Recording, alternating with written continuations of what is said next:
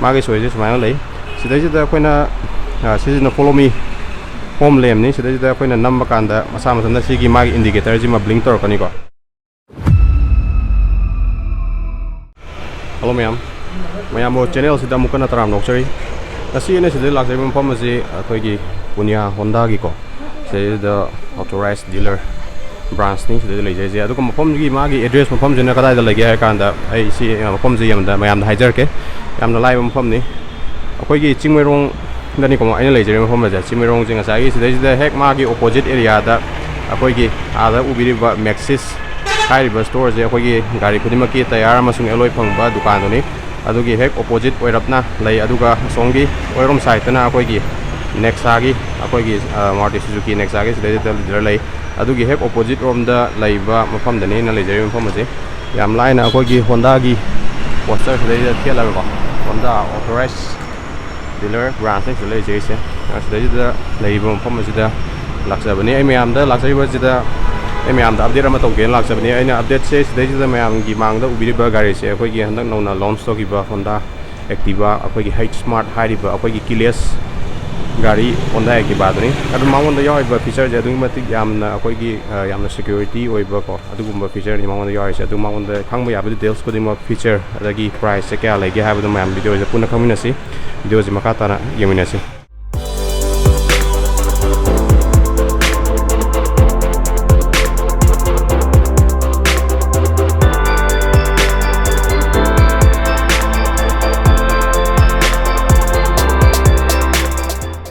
ma'am अहमदा ममांगी profile हाने मिनसी ममांगी profile से ma'am सुमाइना लेगनी हानगी लेबा अखोई लाकबा अखोई होंडा एक्टिवा 6G दुगा थोदोकपा अकोंबा कैसु खेनबा लेते तबोता मांगोंदा अखोई फीचर खर याम खलकपा अदुगा स्लाइटली अखोई व्हील साइड रोम दा खर चेंजेस लाकपा सिदा एलोय व्हील ओइ खलकपा सिजिंजिनी अद ममांगी प्रोफाइल जे मा सुमाइना लेगनी ममांगदा अखोई आई मिसिदगी एम ममांगदगी हौजरगे अखोई ममांगी हेडलाइट सिमा अखोई LED हेडलाइट नि साइड टर्न इंडिकेटर जी हेलोजन टर्न इंडिकेटर दम ओइरी अरुगा मागी सिदा अखोई प्लास्टिक की ब्लैक कलर दा पी मतुंग दा मथक ता अखोई कॉम्फिडेंस नाम पीबीरे को हानगी डिजाइन लैंग्वेज तुनि तैदु कैसु थोदो पखेना बलाइते फेंडर रोम लाको मतमदा अखोई सिमदी फेंडर जिमा मेटल फेंडर ओइ अदुगा सिदा लाको मतमदा मखादा अखोई प्लास्टिक की अमा केनो पीबीरे को मड गाचदा अदुगा ममांगी टायर रोम लाक्सी ममांगी टायर से अखोई इंच से क्या ना 90/90 12 इंच की टायर नि को अदुगा 12 इंच की अखोई एलोय व्हील नि सिदा लेसे पूरा ब्लैक आउट ने सिदा लेसे अदुगा ब्रेक रोम दा लाको मतमदा अखोई कॉम्बी ब्रेक को ममांग अमसुंग मनिंग फाबा अदुगुमलबा हानादगी लाबा कॉम्बी ब्रेक तुनि सिदा लेसे येंबददि डिजाइन लैंग्वेज से कजु थोदोकपा हानागी दु खेनाबा लेते अदुगा अखोई सिदा साइड मिरर दा लाको मतमदा हानागी प्लास्टिक की ब्लैक कलर की दम ओइरी अगर साइड रोम दा मुंगी मिनसी साइड प्रोफाइल जिमा सुमाइना लेगनी साइड रोम दा लाको मतमदा ममांगी दानी मिनसी ममांगदा अखोई फुट रेस्ट जिमा याम जगह हांगना याम चावना अदुम फजना लेको अखोई पोजै हापा इवन गैस पुथो पुसिन दा सिलिंडर हापो हापजिन तौता गजु अदुकी मतिक याम नुवाइना हापा यारनी मागी स्पेस जिमा याम चावना लै सिदा हुक अम पीरी ममांगदा को हुक से अनि यावइको अखोई सिन मखादा अमने अदगी ममांगदा अमने अरवा सिदा अखोई कीलेस एंट्री की स्मार्ट टू अखोई सिदा लेरे मागी जे मागी शो दो मैम दो चरके मागी शो जे सुमाइना लेगनी को मागी शो जे सुमाइना ले सिदा अखोइना सिजिना फॉलो मी होम लैम्प नि सिदा अखोइना नंबर कांदा मसा मसना सिगी मागी इंडिकेटर जिमा ब्लिंक तौरकनी को मागी इंडिकेटर जिमा सुमाइना नंबर कांदा ब्लिंक तौरकनी अदुगा मखादा लेबसिना अखोइगी लॉक अनलॉक ने सिदा लॉक लेरे अदुगा अमुक नंबर कांदा अखोइना कुइना नंबर कांदा मसा मसना ग्रीन गालकनी को ग्रीन कान कांदा से अनलॉक तौवे हायरनी सिदा लेजैसे सिनी अदुगा मागी शो जे स्मार्ट की जे अनि पिए को अदुगा अखोइगी मैनुअली अमा तौनबगी हांगदोकनबगी दमकता करिगुम्बा शो जिना अखोइगी सीट की अखोइगी टूल बॉक्स ता काउइबा यारो कजु सिजिना अखोइ मिसिगी मतेंग नामु हांगदोकपा याबगी खुदोंग चाबदमा सिदे पि ऐसिगी जिमा आई कोन लाक्सगे मागी फीचर जिंजो इमागोंदा यावबो जिंदो इमामदा डिटेल्स ओना हाइजरके अदुगा हौजिकी ओनदि मनिंगोमदा मु येमिनसी मनिंगोमदा लाको मतमदा मनिंगी डिजाइन जिमा सुमाना दम लेगनी को अदुगा मागी fuel की अखोइगी fuel लिची मसिदि यावबिरे इसिगी सीट तगी तौरगा हादोकदमनि अदुगा मागी fuel tank capacity 5.3 लीटर की fuel tank capacity नि मनिगी तेल एमजु सुमाना लेरी साइकिल टर्न इंडिकेटर सुमाना लेरी को adagi makada maningi fender rom da lagu matamda reflector ma yawi plastic ki fender ne sidai yawi adagi sidai da silencer ma pire silencer je akoi gi hana gi design ne dum lei se ado sidai da akoi guard ma pibire ado maningi tire rom da lagu matamda alloy maningi je jo akoi gi alloy wheel ni sidai je pire se ko ado ga magi tire size na 90 by 100 10 inch ki tire ne ado ga magi akoi grip ka jing jo ado yam phajana ko swana happy aduga maningi brake rom ju mi yamina si maningi brake rom la ko maningi brake se jo khoi gi drum brake ni mamang amasung maning loina mak drum brake ni sidai da khoi gi disc ki option leite aduga engine lom da mu yamina si me engine lom da la ko matonda magi khoi gi cc je 110 cc gi engine ni aduga magi power jina 8 bhp aduga 8.7 newton meter of torque produce away single cylinder ni air cooled engine ni aduga suspension lom da la ko matonda magi je khoi gi 3 step adjustable rear suspension ni ko sida leise adugo mamang dana akoi gi telescopic suspension lai sumala lai gani akoi foot peg se rubbery na akoi cover tawga foot peg yaupiri aduga magi seat si jo adugo matic form da comfortable wega da ba adum yamna park pa ko man happy di aduga akoi grab handle na ma yam chauna sida ji da pibire sumala lai gani ara side animak da akoi gi activa aduga sida ji da akoi smart hariba magi logo je ma sida hape ko sini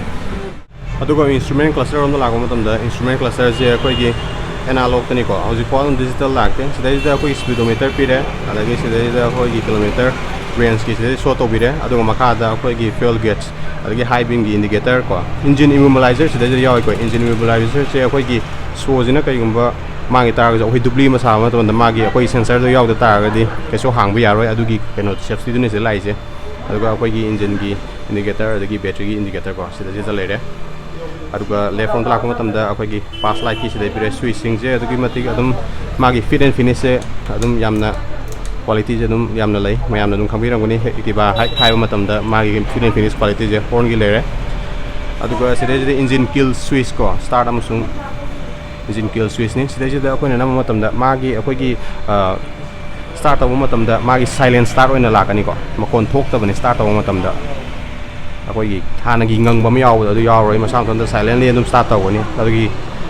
feature dum sidem lakani mayam showroom da la ase showroom da lakuma matamda magi ki je sumaya laigani ko ani laigani sidai je da akoi gi mathak ki jena akoi signal pina budone ngi sai haijare ko adu duga makha gi jena akoi gi lock unlock tawna ba sigi red ngan ta ga di auji gi duna lock tawri ni ko adu ngan ta ga sina unlock tawre haire ni adu duna akoina sidai je makha da layu matamda si magi immobilizer gi signal jima on torani ko si wetar di gari je akoina operate to yare chalu to yare haibu duma tharani ni ar sidai da smaina leirani da layu matamda seat ki ma pa ko adagi sidai da on tore mamangi headlight on toramani ar smaina leigani ar seat ki ma pa da smaina leiba kanda akoi gi magi mathakta button yawi da fuel gi smaina number kanda maning da smaina haigal kani ko hojiki number matamda ko aduga si dum janbi bi yare aduga amuka sigi seat sida akoi seat da hai tagare seat sida nam matamda akoi seat sima smaina hagat pe yagani akoi gi toolbox rom da lago matamda magi manung da yawi se to ko yam ka hana yawde hana sida sida fuel yam do ma palom da puto ko aduga manung da storage aduga matik yamna chawi akoi helmet ama happa ga to ngana side da poche ro happa da su aduga matik yamna yagini ko sini smaina laigani adugi matik yamna convenient oiba adagi safety ju oiba adugu laba gai ni sida leise mayam su agi gari je magi feature je kamana tawge haibo comment section da haibiramo yamna mayam ga pam da ju haibiramo ko sini adagi lock tawge hai ta ga ju smaina dum lock tawge yare ko adugo mayam dai kai gon ta ka khangan jawoge sida da khoi gi ki plastic ki am yawi ja si je sigi je hangdo kanda manung da gi akoina smaina magi lock ama lei lock to tor kanda maning seat je hangdo pa yagani adugi khudong saba feature duma sida da leigani ko aduduna aine mayam da haijani se akoi gi kai gumba sigi variant jima leibi ta gadi so am extra amadi yumda thambiraga sigi lock se jo yumda thambiyo haiba numai mayam da haijani haide soi be se tamanga mana tabni ne ko aduna extra leo ta gadi rai na hangdo pa yabagi khudong saba numa sida leigani ko ꯑꯗꯨꯒ ꯒꯥꯔꯤꯁꯤꯗꯒꯤ 2 ꯃꯤꯇꯔꯗꯒꯤ ꯍꯦꯟꯅ ꯂꯥꯞꯊꯣꯛꯄ ꯃꯇꯝꯗ ꯃꯁꯥ ꯃꯇꯣꯟꯇ ꯑꯩꯈꯣꯏꯒꯤ ꯃꯁꯥ ꯃꯇꯣꯟꯇ ꯂꯣꯛ ꯇꯧꯖꯈꯤꯒꯅꯤꯀꯣ ꯁꯨꯃꯥꯏꯅ ꯇꯧꯗꯅ ꯑꯩꯈꯣꯏꯒꯤ ꯏꯟꯗꯤꯀꯦꯇꯔꯁꯦ ꯕ꯭ꯂꯤꯡ ꯇꯧꯔꯛꯀꯅꯤ ꯑꯩꯈꯣꯏ ꯃꯁꯥ ꯃꯇꯣꯟꯇ ꯂꯣꯛ ꯇꯧꯖꯈꯤꯒꯅꯤ ꯌꯥꯝ ꯐꯖꯕ ꯐꯤꯆꯔꯅꯤ ꯑꯗꯨꯒ ꯃꯌꯥꯝ ꯒꯥꯔꯤꯁꯤꯒꯤ ꯑꯩꯈꯣꯏꯒꯤ ꯃꯥꯒꯤ ꯕꯦꯔꯤꯌꯦꯟꯁꯦ 3 ꯊꯣꯛꯅ ꯂꯥꯛꯏꯀꯣ ꯃꯥꯒꯤ ꯕꯦꯔꯤꯌꯦꯟꯁꯦ ꯑꯩꯈꯣꯏꯒꯤ ꯁ꯭ꯇꯦꯟꯗꯔꯠ ꯍꯥꯏꯕ ꯑꯃꯅꯦ ꯗꯤꯂꯛꯁ ꯍꯥꯏꯕ ꯑꯃꯅꯦ ꯑꯗꯒꯤ ꯑꯩꯈꯣꯏꯒꯤ H Smart ꯍꯥꯏꯔꯤꯕ ꯕꯦꯔꯤꯌꯦꯟꯁꯅꯤ ꯎꯕꯤꯔꯤꯕ ꯒꯥꯔꯤꯁꯦ ꯑꯩꯅ ꯉꯁꯥꯏꯗꯒꯤ H Smart ꯄ꯭ꯔꯥꯏꯁꯁꯦ ꯃꯌꯥꯝꯗ ꯍꯥꯏꯖꯔꯒꯦ ꯒꯥꯔꯤꯒꯤ ꯄ꯭ꯔꯥꯏꯁꯁꯦ ꯑꯩꯈꯣꯏꯒꯤ ꯍꯟꯗꯛ ꯅꯧꯅ ꯂꯥꯛꯄ ꯑꯩꯈꯣꯏꯒꯤ ꯁ꯭ꯇꯦꯟꯗꯔꯠ ꯕꯦꯔꯤꯌꯦꯟ ꯍꯥꯏꯕ ꯇꯥꯔꯦ ꯑꯗꯨꯗꯩꯗꯨꯗ ꯑꯩꯈꯣꯏ ꯁ꯭ꯇꯤꯜ ꯔꯤꯝ ꯂꯥꯛꯀꯅꯤ ꯑꯦꯂꯣꯏ ꯔꯤꯝ ꯂꯥꯛꯑꯣꯏꯀꯣ ꯑꯦꯂꯣꯏ ꯋꯤꯜ ꯂꯥꯛꯑꯣꯏ ꯑꯗꯨꯗ ꯁ꯭ꯇꯤꯜ ꯔꯤꯝ ꯂꯥꯛꯀꯅꯤ ꯃꯥꯒꯤ ꯄ꯭ꯔꯥꯏꯁꯁꯤꯅ ꯀꯌꯥ ꯂꯩꯒꯦ ꯍꯥꯏ ꯀꯥꯟꯗ 92,000 ꯃꯌꯥ ꯑꯣꯟ ꯔꯣꯗ ꯄ꯭ꯔꯥꯏꯁ ꯏꯝꯐꯥꯜꯗ ꯂꯩꯒꯅꯤꯀꯣ